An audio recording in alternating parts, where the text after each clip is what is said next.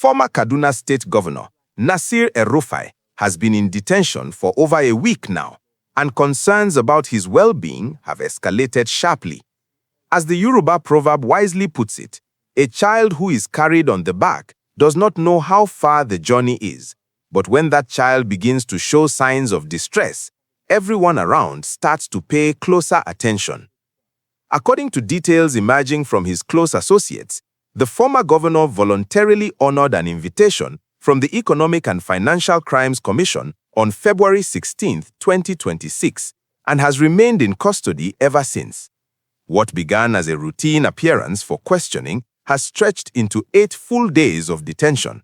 During this period, one of his wives attempted to bring him food on the evening of February 17th, but she was not permitted to hand it over directly. Instead, she was instructed to pass it to an EFCC official who would then deliver it to him.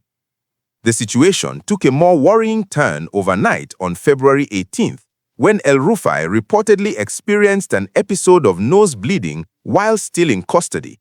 His media advisor described this as raising serious questions about his health, his access to family members, and his ability to consult freely with legal counsel.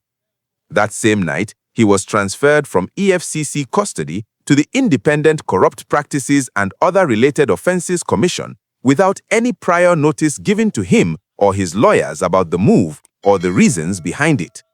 If you're following this developing story and want balanced, in-depth coverage of major Nigerian political and legal developments like this one, please take a moment right now to like this video, drop a comment with your thoughts, and subscribe to the channel with notifications turned on. It really helps us reach more viewers who value factual storytelling. To understand why this matters so much, we need to step back and look at the broader picture. Nasir El-Rufai is no ordinary figure in Nigerian politics. He served 2 terms as governor of Kaduna State, one of the most populous and strategically important states in the north. His administration was known for bold reforms in education, urban renewal, and security, but it also attracted sharp criticism and multiple allegations of financial impropriety, land allocation controversies, and governance-style issues. After leaving office, he has remained vocal on national issues, often weighing in on security, governance, and anti-corruption efforts. The current detention stems from ongoing probes into alleged corruption and related matters. He was initially invited by the EFCC, questioned, and reportedly granted some form of administrative bail at one point, yet his team maintains that no valid court remand order has been shown to justify holding him beyond the constitutional 48-hour limit without charge. Lawyers have applied for bail variations and other reliefs at the ICPC, but responses have not been forthcoming. In parallel, a search was conducted at his Abuja residence on February 19th, which his side describes as executed under a flawed warrant, lacking specificity, containing errors, and carried out without proper inventory of seized items like documents and devices. This action, they argue, has caused significant distress, reputational harm, and emotional impact. The former governor has taken legal steps in response. He filed a fundamental rights enforcement suit at the Federal High Court in Abuja, seeking declarations to declare the search invalid, order the return of seized materials, prevent their use in any proceedings, and award substantial damages, including 1 billion naira, along with costs. A court appearance related to this suit was anticipated soon after the filing. These developments carry weighty implications across several fronts. Politically, the prolonged detention of a high-profile former governor without swift formal charges or bail resolution fuels debates about the use of anti-corruption agencies in settling scores or pressuring political actors. It raises questions about consistency in how powerful individuals are treated compared to ordinary citizens facing similar probes.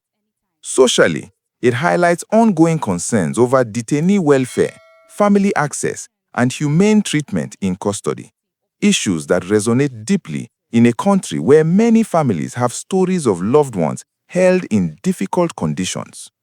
The reported health incident, even if minor in medical terms like a nosebleed, underscores vulnerabilities that anyone in prolonged detention might face, especially someone of advancing age or with pre-existing conditions. From a security and rule of law perspective, the back-and-forth transfers between agencies without clear communication, combined with claims of procedural lapses in searches, can erode public trust in institutions meant to uphold accountability. If due process appears compromised, it risks undermining the very fight against corruption that these bodies are established to wage.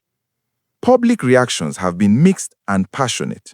Supporters of El-Rufai and some civil society voices have expressed alarm over what they see as harassment and denial of basic rights, pointing to the Nosebleed episode and restricted family contact as evidence of mistreatment.